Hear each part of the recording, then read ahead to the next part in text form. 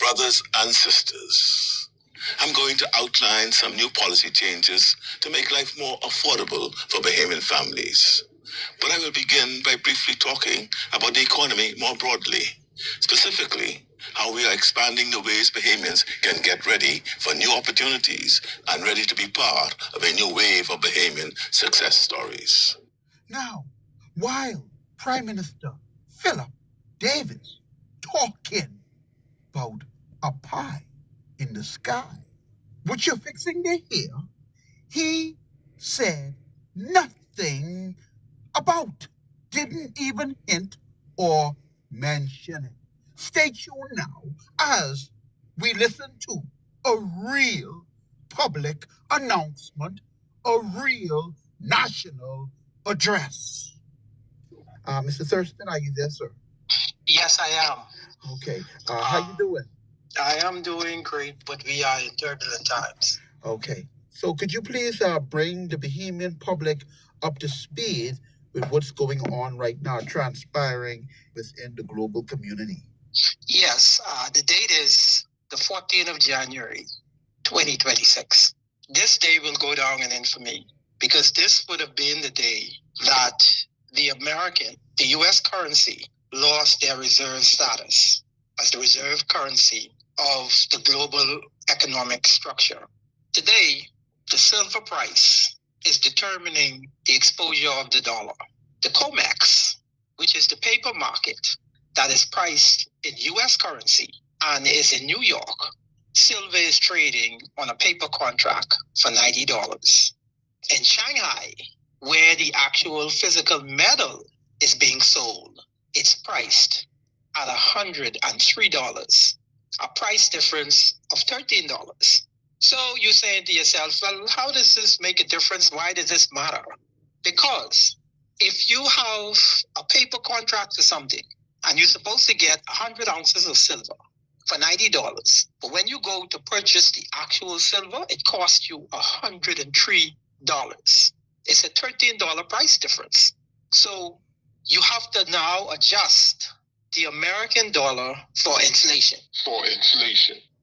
And you cannot have global reserve currency that has a price gap of $13. It distorts all of the global exchange markets. So the US dollar as a pricing mechanism has blown up. So let's bring it back to the Bahamas now. People are wondering, well, why does this make a difference? Why does this affect us, right? Our currency is paired 1-to-1 with the US dollar.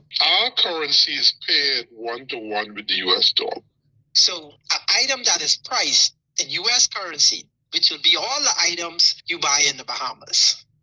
So it means that in the future, the same items that you can purchase for $90 will now cost you $103.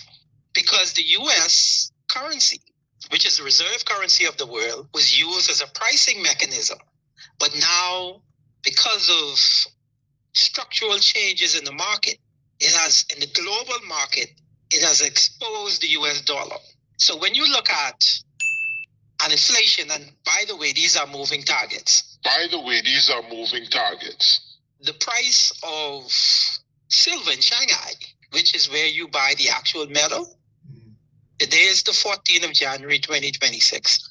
On the 13th of January, 2026, that same metal, that physical metal, you could have purchased that for $98.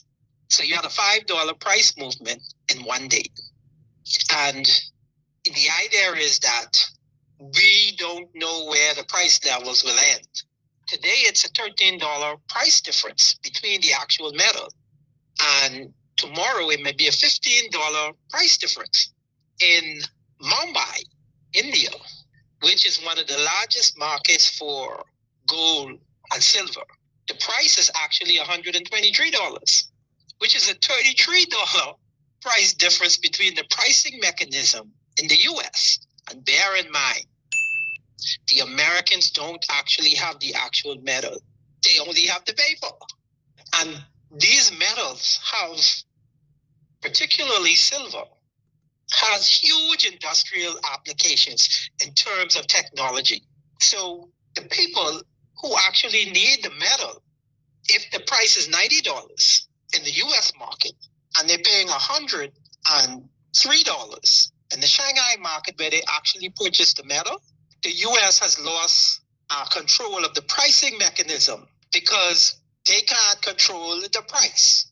If the US dollar isn't able to control the pricing of commodities, it's lost its global reserve status because now it's being priced outside of the US system. See, all pricing for commodities from, I think it was 1971, when Nixon dropped the gold standard, the US dollar was backed by hard assets, gold. So when you held the US note in your hand, it represented an exchange for gold that was held in a vault. Right. The US moved off the gold standard, and now the currency. And if you read the mantra that they have on the currency, it's backed by the faith and trust of the US government. Nothing else. There's no hard assets behind this currency. So the smart people right now that understand when these shifts take place, and by the way, this is a historical shift that's taking place in real time right now. If you are a student of history, it always tells you in turbulent times like this, people move into hard assets because they no longer trust paper, which is the US dollar. Every other currency around the world is, prior to today, was measured against the US dollar. After today, we are in a place where there are no rules now. There was a rules-based financial order in place where the US dollar was the standard. That's no longer the case. This will have huge implications for the Bahamas because the US is not going into a recession. They're going into a depression. Because the smart people are moving their money out of US dollars. The Treasury yield today spiked to its highest. And what that actually means is that the US government now have to pay more in terms of interest to entice people to purchase the US debt, their treasury. So when they issue treasuries now, the interest payment on those bonds are much higher than they usually are. And the open interest on that, they still can't get the buyers. So the US is stuck in a conundrum because if they borrow money, then the rates will be blown out. And don't forget, these rates, in terms of how the US sells their treasuries, they're tied to things like mortgage rates and lending rates with the banks. That's how the system works. So if they raise the interest rates on the bond, it means that it becomes more expensive now for Americans to own a home, to buy a car, to borrow money, all of that. So, and that will cause spending in terms of retail spending with Americans to slow down. So if the US engaged in that measure, they push in the country into a recession. And if America goes into a recession, well, you know the Bahamas will be affected 2 days later. And then on the other side of it, if they lower the interest rate, they will debase the currency because they don't have any buyers. The buyers only coming in because the interest rate's high and they're getting more return in terms of what the government is willing to pay them to hold the treasury. So if they lower that rate, they can't sell any more treasuries. So they're tightening their ability to really stimulate the American economy. So damn if they do, damn if they don't. We have crossed the Rubicon in terms of history and the inevitable. And what is happening now, people, the news I'm telling you right now, hear me saying, you hear this? Until 30 days from now. Wow. Because this information is only for the privileged. The people who have this information now, they're making moves.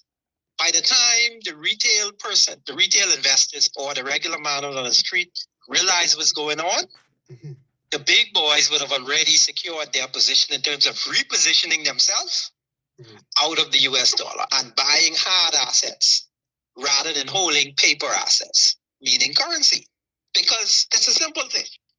If you give me $100, right? And you tell me this $100 supposed to be able to buy item X, right? I don't control the price of item X because China is producing it, right? Right. So item X in China costs $123. So how am I going to purchase something you're telling me? Because you don't you don't actually have the product. You have to purchase it from China. And in China, the product is $123. But you telling me the product is $100.